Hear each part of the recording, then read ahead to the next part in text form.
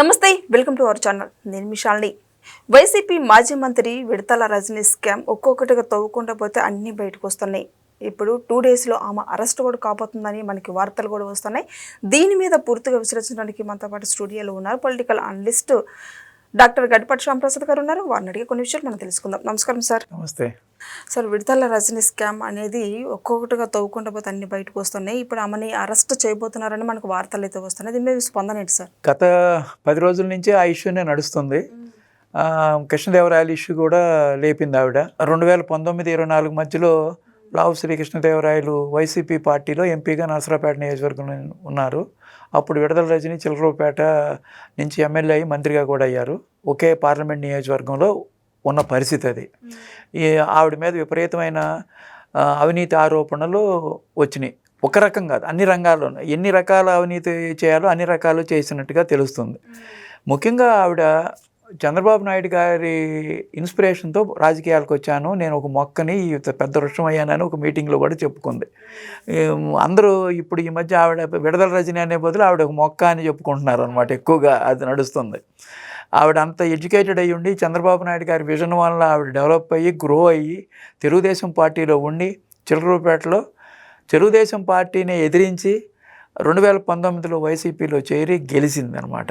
లక్కీగా ఆ వేవ్లో గెలిచింది. అన్ఫార్చునేట్గా గెలిస్తే అది నిలుపుకోలే. ఎంతో చక్కగా గెలిచినప్పుడు ఒక నియోజకవర్గానికి నాయకురాలు అయినప్పుడు చక్కటి మంచి పనులు నియోజకవర్గ ప్రజలతో చక్కటి సంబంధాలు ఏర్పరచుకుని వాళ్ళ సమస్యలు తీరుస్తా అందరి నోట్లోనూ మంచిగా పేరు తెచ్చుకుంటే వాళ్ళ మంచిగా ఉండేది. అసెంబ్లీలో కూడా చిలకలూరుపేట నియోజకవర్గంలో సమస్యలను లేవనెత్తి వీళ్ళకి రోడ్లు కావాలా, రైతులకి ఏం చేయాలి, మంచినీటి సమస్య ఏంటి, వీళ్ళు ఉద్యోగ కల్పన ఎలా చేయాలి, చిలకలూరుపేటలో పరిశ్రమలు కూడా ఉన్నాయి, ఆ పరిశ్రమల వాళ్ళకి ఏ విధంగా హెల్ప్ చేయొచ్చు, ఇది మెయిన్ హైవేలో ఉంది, అక్కడ బైపాస్ వేశారు, ఆ బైపాస్ ఎంత త్వరగా వేయించవచ్చు, ఇలాంటి బోల్డ్ సమస్యల్ని చేయొచ్చు అనమాట. సాల్వ్ చేయడానికి అవకాశం ఉంది. అవి చేయకుండా డబ్బులు ఎలా సంపాదించుకుందాం, ఎవరి దగ్గర డబ్బులు సంపాదించుకోవచ్చు, ఆ విధంగా ఆలోచించి చాలా దాంట్లో ఇరుక్కుపోయింది. ఇప్పుడు అన్నీ బయటపడుతున్నాయి, ఒక్కోటి బయటపడుతున్నాయి అన్నమాట.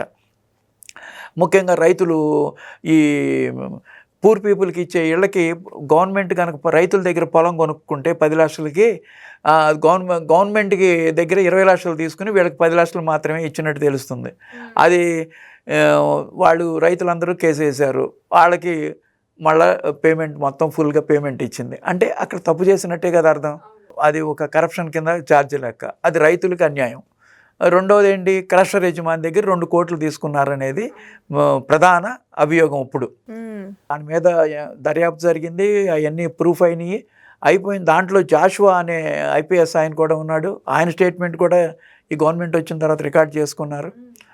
అలాగే ఈ మధ్య కాలంలో ఒక ప్రెస్ మీట్ పెట్టి నా మీద అన్ని లేనిపోయిన కేసులన్నీ పెడుతున్నారు, ఆరోపణలు చేస్తారు, ఒక కేసు కూడా నిలబడదు. దీంట్లో ముఖ్యంగా శ్రీకృష్ణదేవరాయలు ఎంపీ గారి మీద అలిగేషన్స్ వేసింది. ఆయన వాళ్ళ పార్టీ ఆ టైంలో 2019-24 మధ్యలో వైఎస్పీ పార్టీలో ఉన్న ఎంపీ ప్రెస్ మీట్లో చెప్పింది సార్, అసలు నా మీద కేసు పెట్టింది ఆయనైతే నాకు సంబంధం లేదు, అసలు ఆయన ఎవరో నాకు తెలియదు అన్నట్టు కూడా ప్రెస్ మీట్లో మాట్లాడింది. ఎంపీఏ ఎవరో తెలియదని మాట్లాడుతుందంటే ఇంకా దాని గురించి మనం పెద్ద డిస్కస్ చేసుకోవాల్సిన అవసరం ఉంది. ఎంపీ అని ఆయన ప్రతి నియోజకవర్గం మొత్తం తెలుస్తాడు. ఎంపీ అది చాలా ఇంపార్టెంట్ పోస్ట్ కదా. అది కూడా కాకుండా ఎవరైతే క్రష్ యజమానులు ఉన్నారో వాళ్ళు కూడా నాకు తెలియదు, అసలు ఆ మనుషులే తెలియదు అంటుంది అనమాట. ఎంక్వైరీలోనేమో వాళ్ళు డబ్బులు ఇచ్చినట్టు తెలిసిపోయింది ఈయన స్టేట్మెంట్ వల్ల, జాషువా గారి స్టేట్మెంట్ వల్ల. మరి ఆయన అప్పుడు ఐపీఎస్ ఆఫీసర్. అవును. మరి దాంట్లో ఎవరెవరు డబ్బులు పంచుకున్నారు, ఎవరెవరికి ఎంత ఇచ్చిందని డేటాతో సహా ఫుల్గా వచ్చేసింది అనమాట. ప్రెస్ మీట్ పెట్టి నా మీద అనవసరమైన ఆరోపణలు చేస్తున్నారు. ప్లస్ శ్రీకృష్ణదేవరాయల పేరు ఎత్తింది అప్పుడు ప్రెస్ మీట్లో. అన్నెసరీగా ఆయన ఇన్వాల్వ్ చేసింది. నా కాల్ డేటా అడిగాడు ఆయన, నా కాల్ డేటా తీసుకున్నారు అని ఒక కాంట్రవర్సీ క్రియేట్ చేసింది. ఎందుకంటే మెయిన్ ఇష్యూ ఆవిడ ఎలిగేషను, ఆవిడ అవినీతి చేసిందని. దాని నుంచి తప్పుదారి పట్టించడానికి డైవర్ట్ చేయడం కోసమని శ్రీకృష్ణదేవరాయలని తీసుకొచ్చింది ఇష్యూలోకి. ఇప్పుడు ఆయన దానికి మళ్ళా ప్రెస్ మీట్ పెట్టి ఏం చేశాడు, నాకు కాల్ డేటాకి సంబంధం లేదు, నాకు ఫ్యామిలీ ఉంది, మా ఇంట్లోనూ లేడీస్ ఉన్నారు, నాకు చేయాల్సిన అవసరం లేదని ఆయన దానికి రిప్లైగా ఇచ్చాడు అనమాట. ఇది ఒక ఇష్యూలాగా తయారైంది. అసలు మెయిన్ ఇష్యూ ఆవిడ అవినీతి. ఆవిడ అవినీతికి కాల్ డేటాకి సంబంధం ఏముంటుంది, నా కాల్ డేటా తీసుకున్నారని దాన్ని డైవర్షన్ అనమాట. కాబట్టి ఎన్ని డైవర్షన్లు చేసినా నిజం బయటపడకపోదు. ఆవిడని మీరు చెప్పినట్టుగా త్వరలో అరెస్ట్ చేసే అవకాశాలు ఉన్నాయి. ఆవిడ ఒకటే కాదు, ఇంకా చాలామంది వైసీపీలో మంత్రులుగా చేసిన వాళ్ళు కానీ, ఎమ్మెల్యేలుగా చేసిన వాళ్ళు కానీ అవినీతిలో కూరుకుపోయి ఉన్నారు. ఒక్కొక్కళ్ళు వస్తారు.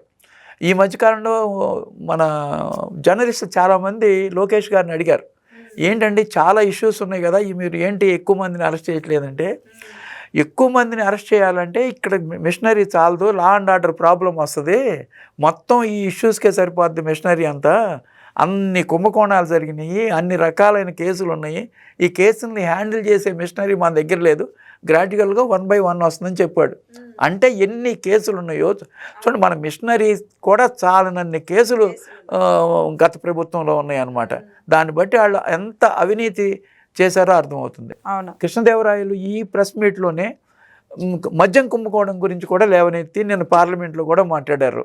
మద్యం కుంభకోణంలో 18,000 కోట్లు కరప్షన్ జరిగిందని, దాని మీద దర్యాప్తు చేయాలని అమిత్ షా గారు పార్లమెంట్లో ఈ మన కృష్ణదేవరాయలు మాట్లాడిన తర్వాత అమిత్ షా గారు ఈయన్ని ఎంపీని పిలిపించుకుని ఏంటి వాట్ హ్యాపెండ్, ఏం జరిగింది మద్యంలో అంటే, ఇది ఒక నీటి బొట్టు అండి, ఢిల్లీలో జరిగిన మద్యం స్కాము, ఇది ఒక మహాసముద్రము అని మొత్తం డేటా అంతా అమిత్ షాకి ఇచ్చారు. అంటే ఫైల్స్ మొత్తం ఆంధ్రప్రదేశ్లో ప్రస్తుతం ఇష్యూ ఏంటంటే మద్యం కుంభకోణం, అది ఒక మహాసముద్రం, దాన్ని ఇప్పుడు బయటకు తీస్తున్నారు. భారతదేశంలోనే ఇది చాలా పెద్ద స్కామ్ అనమాట. 100 కోట్ల స్కాము ఢిల్లీ స్కామ్ చేస్తే సాక్షాత్ ముఖ్యమంత్రిని అరెస్ట్ చేశారు, కేజ్రీవాల్ని. ఇక్కడ తెలంగాణలో ఎమ్మెల్సీ కవితని అరెస్ట్ చేసి 6 నెలలు జైల్లో ఉన్నారు. అట్లాంటిది ఇంత పెద్ద భారీ కుంభకోణం, మరి ఎంతమందిని ఎన్ని రోజులు అరెస్ట్ అవుతారో, ఆ కేసు ఎలా జరుగుతుందో, ఎలా దర్యాప్తు చేస్తారో చూద్దాం. నెక్స్ట్ అరెస్ట్ అంటే ఎవరి పేరు చెప్తారు సార్ మీరు? అట్లా మనం ఏం చెప్పలేమమ్మా, అరెస్ట్ ఎవరిని చేస్తారు ఏంటి అనేది చెప్పలేము. కొడాలి నాని కానీ పెద్దిరెడ్డి కానీ అరెస్ట్ చేద్దాం అనుకున్నారు, ఇద్దరు హాస్పిటల్స్లో చేరారు. ఆయన ఒక రీజన్తో, ఈయనేమో మరి కొడాలి నాని క్రిటికల్గా ఉన్నాడని అంటున్నారు మరి, కానీ ఆయన కోలుకోవాలని కోరుకుందాం. కొడాలి నాని గారు అతి త్వరగా ఆరోగ్యవంతుడిగా బయట రావాలని మన ఆకాంక్ష. Thank you sir. నమస్తే.